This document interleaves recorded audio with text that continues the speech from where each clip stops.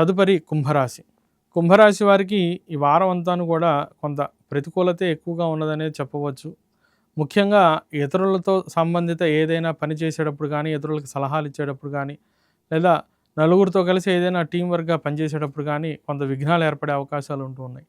కాబట్టి తొందరపడి నిర్ణయాలు తీసుకొని అందరినీ ఇన్వాల్వ్ చేయకుండా మీకు మీరే సొంతంగా మీ పనిని వ్యవహరించుకోవటం, లేదా నలుగురితో సంబంధించి ఏదైనా పని చేసేటప్పుడు ఏకాభిప్రాయం వచ్చేదాకా కొంత మౌనంగా శాంత చిత్తంతో వ్యవహరించడం అనేది బాగా అవసరం.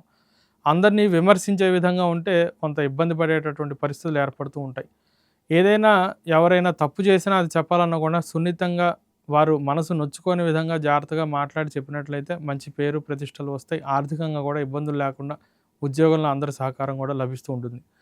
దూర ప్రయాణాల్లో కొంత ఇబ్బందులు ఎదురవుతూ ఉండటం, అలసట, శారీరక శ్రమ, అట్లాగే వ్యర్థ ప్రయాసలు, ధన వ్యయం అనేది కూడా కనిపిస్తున్నది. దాంపత్య జీవితంలో కొంత ప్రతికూలత ఉంటూ ఉంటుంది.